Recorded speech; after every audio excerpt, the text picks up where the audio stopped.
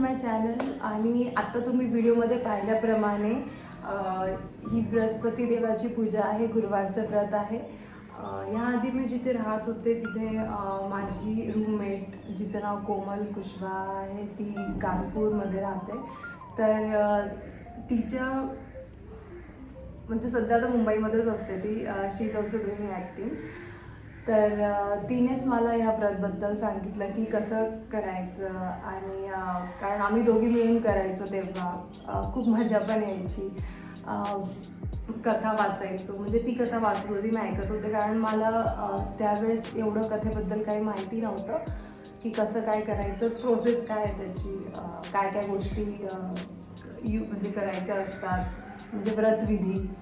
तर त्याच्यामध्ये हळदी, गूळ, चण्याची डाळ, केळीचं पान. तेव्हा तर आता ते मी स्वतः एक म्हणजे माझंच घरी प्लांट घेऊन आले केळीचं, कारण घरी मस्त पूजा केली जाते. तेव्हा आम्ही कोणाच्या तरी घरी जायचं, म्हणजे शेजारी असंच एक काकू राहत होत्या, त्यांच्या इथे एक केळीचं झाड होतं.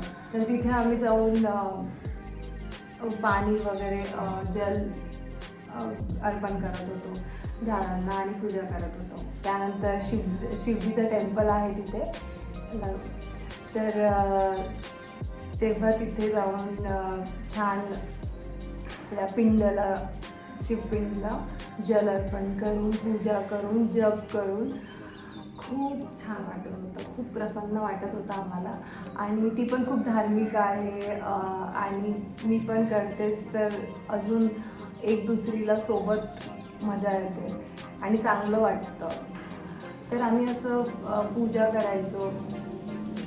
आणि आज मला तिची आठवण पण येते, कारण दरवेळेस आम्ही दोघी करायचो. तर आता मी दुसऱ्या ठिकाणी शिफ्ट झाले, तर मी एकटीच करते.